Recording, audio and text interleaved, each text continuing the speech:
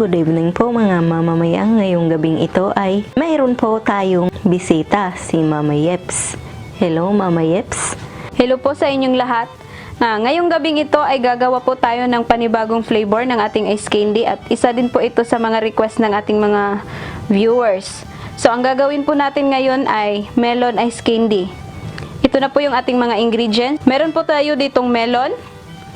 Tapos ito, shredded na melon pa rin para ihalo natin mamaya diretso sa ating mixture.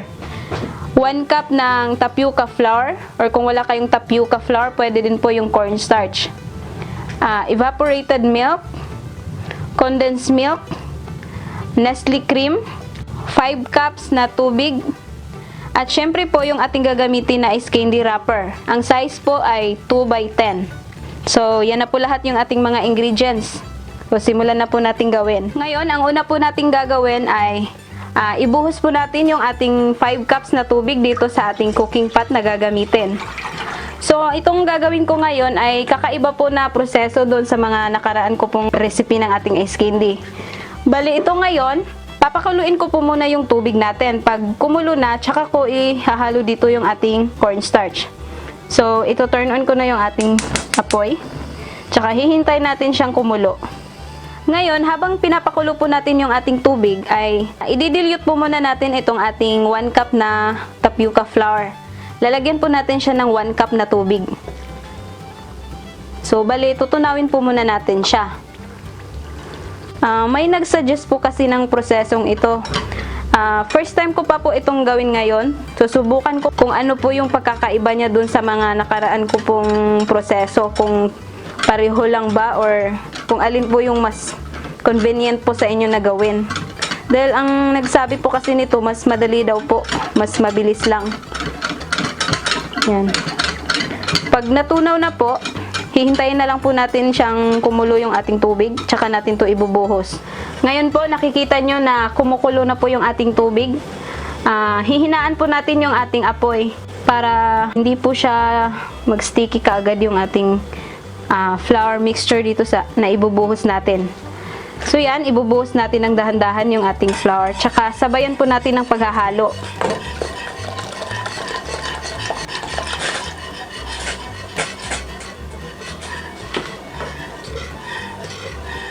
Yung mahinang-mahina lang po yung ating apoy para dahan-dahan po siyang maluluto. Parang madali po itong proseso na ito. Salamat po sa nag-suggest po nito. Kaysa dun sa isa kong style, parang nakakapagod yun maghalo ka ng halo. So ito, tingnan nyo, mabilis lang siyang naluluto yung ating flour. Or yung kung cornstarch man yung gamitin nyo, pwede rin po. Yan, tingnan nyo, naluluto na yung ating tapioca kasi yung kulay niya para na siyang nagta-transparent na.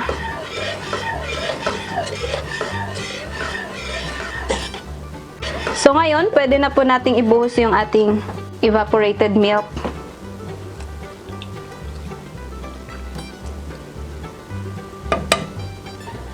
So, haluin po natin.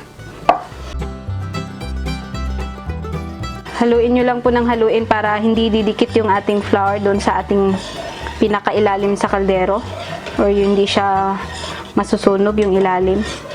Tsaka yung apoy, panatilihin nyo lang pong mahinang-mahina. Huwag nyo pong lakasan para hindi siya didikit. Ngayon, isunod ko po yung ating Nestle cream or all-purpose cream. Sa mga nagtatanong po kung pwede bang hindi lagyan ng Nestle cream, pwede po ba yun, Mama Yeps? Oo, pwede po. Nasa sa inyo naman po yan kung mas afford nyo pong bumili ng Nestle cream. Lalong-lalo na po kung gawin nyo po itong negosyo. Siguro isasuggest ko, wag nyo na lang pong lagyan ito para mas makakamura po kayo at saka talagang kikita po kayo, hindi kayo malulugi. Pero kung pangkain nyo lang po sa bahay nyo, tsaka gusto nyo makatikim ng masarap na ice candy, syempre po, hindi nyo po titipirin yung sarili nyo. lagyan nyo po para talagang ma-achieve nyo yung gusto nyong ice candy. Marami po kasing nagtatanong kung pangbenta ba daw. Nasa sa inyo po yun. Kasi itong pinapakita po namin sa inyo, talagang pangkain lang po namin. Hindi po namin nasubukang ibenta. So, diskarte nyo na po yun kung paano nyo siya mapaparami at makakatipid sa magagastos nyo kung gawin yung negosyo. Or kung namamahalan po kayo sa gatas. Or pwede naman pong lagyan nyo lang ng evap, huwag ng condense. Asukal na lang po yung ilalagay nyo. Nasa sa inyo po yan. So ngayon, isunod ko po itong ating condensed milk. So ito po yung gagawin kong pampatamis. Ay, hindi na po ako maglalagay ng asukal. Ako, tinatansya ko lang po kung gaano karami kasi iba-iba naman po tayo ng panlasa. Yung iba gustong matamis or yung iba hindi masyadong matamis. Kayo na po yung mag-a-adjust niyan. Hindi ko pa po siya ilagay lahat. Titikman ko na lang po siya mamaya pag naihalo na po natin yung ating melon. Tsaka po ako magdadagdag. Ayan, haluin po natin ng mabuti para magsama-sama po siyang lahat ng ating mga nilagay. Yan, pwede na po ito. So ngayon, papatayin ko na po yung ating stove para mapapalamig na po natin ito. Ililipat po natin siya sa isang paglalagyan. Ngayon po, ibubuhos po natin itong ating nagawa na mixture dito sa ating malaking paglalagyan. Para mas mabilis po natin siyang mapapalamig. So yan, hahayaan lang po natin yan na lumamig. Habang pinapalamig po natin to, i-blend na po natin yung ating melon. Ngayon, simulan ko na pong i-blend itong ating melon. So, maglalagay na po ako dito sa ating blender.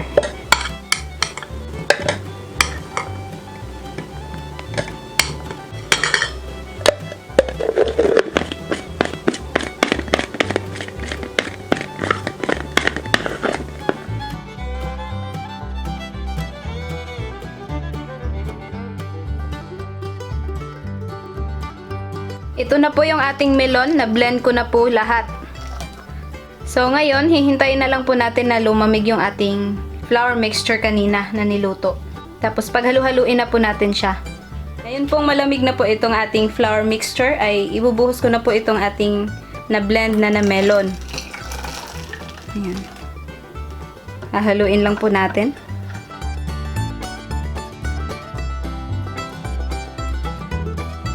Ngayon, pwede ko na pong isunod itong ating shredded na melon para talagang malalasahan po natin yung ating flavor na melon.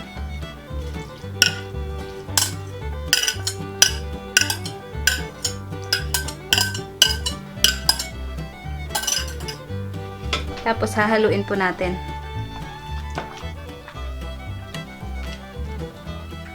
Yan, dandahan lang po yung paghalo para hindi po madudurog yung ating shredded na melon. Yan, napaka-creamy po ng ating mixture. Sigurado pong malambot yung ating ice candy nito dahil po yan sa ating tapioca flour na nilagay. So ngayon, titikman na po natin siya ulit para malaman po natin kung tama na yung kanyang tamis. Medyo matabang pa po. So, itong isang lata na condensed milk, ilagay ko na lang po lahat.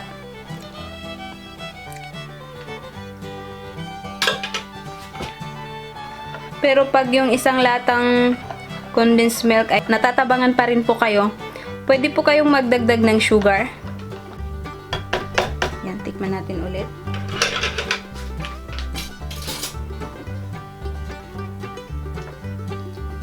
Yan, pwede na. So, ngayon, ready na po ito nating babalutin. Kukuha lang po ako ng pitchel na paglalagyan natin para mabalot na po natin yung ating ice candy. Ngayon po ay simulan na po nating balutin yung ating ice candy. So, maglalagay lang po ako dito sa ating pitchel.